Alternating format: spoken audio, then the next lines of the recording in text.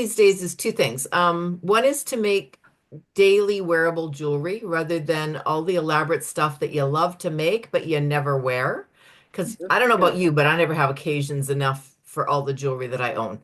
Yeah. So I'm on a mission to make things that I can wear every day. If I feel like putting them on with a pair of jeans, I can do that.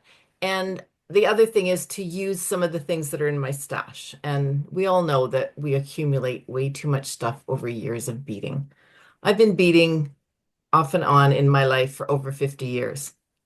So I've accumulated an awful lot of stuff. And yes, things have You're evolved, but not that old, Diane. Oh my God, you can't. thank you. But yes, I Live am. a good life. Anyway, I'm So sorry. I'm going to show you one that is one of my most recent ones, and I'm quite pleased with it because I dug around in my stash and I found all the things I needed. And now this is going to be tricky. Yeah. What? So Pretty. it's abalone and stone. And my challenge on this one was I had two pieces of abalone, but I wanted to bezel them as one. Mhm. So I started building the base. I mean, you guys all know the bezel technique, I'm sure. Started building the base, just one row of base in between, and then I started building it around both of them together, and then embellished the strip between. So I was quite pleased with the way it came out. It's very wearable, and it's not too big. Yeah. And my thing is that I want a finished piece that I can just pull off my shelf and put on. So I'm making mostly strung neck straps to go with them. So Mm. that's my goal these days. Very nice. What about the necklace you're wearing, please? This, Oh, I, another one that's similar where it's just a strung. This was okay. based on a I, trip to the Czech Republic. I went to the Czech Republic and came home with way, way too many beads. Like I think it was 6 kilos of beads, and it's just for me. yeah, Um, of course. and so then my goal was that I needed to use those things in a piece. So this is my check, and it's a check coin in the middle. So that's Lovely. what's her Okay. name? The one the Dutch lady that does Travelers. You guys all know this. Right. Anya? No. No. Anyway, she started this with coins, and I've been Clara? playing with it because I have a lot of coins, and they're just great fun to work with because they're a nice flat, regular surface.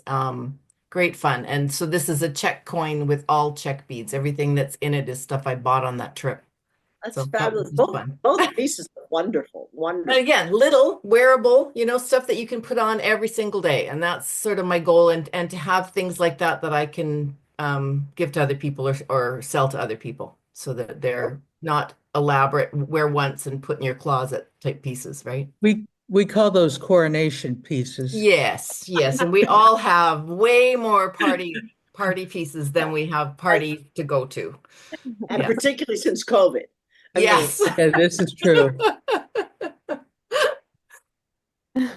Excellent. Cool. Well, thank you. Those are awesome. Any questions?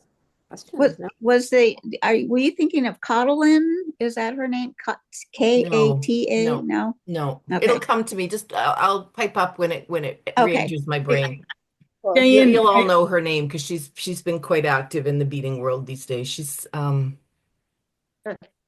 yeah, it'll come.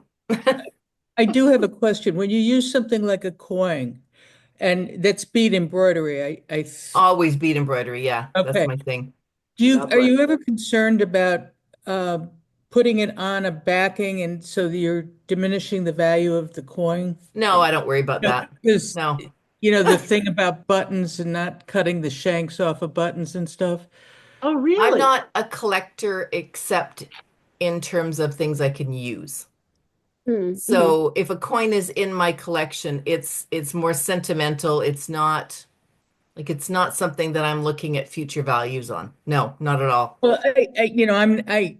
I'm the same way, but sometimes I wonder whether I shouldn't use something because No, you need to get over that. You know what? You know what you can do, Also, Nancy, with also, yeah, I'm sorry, Laura, go ahead.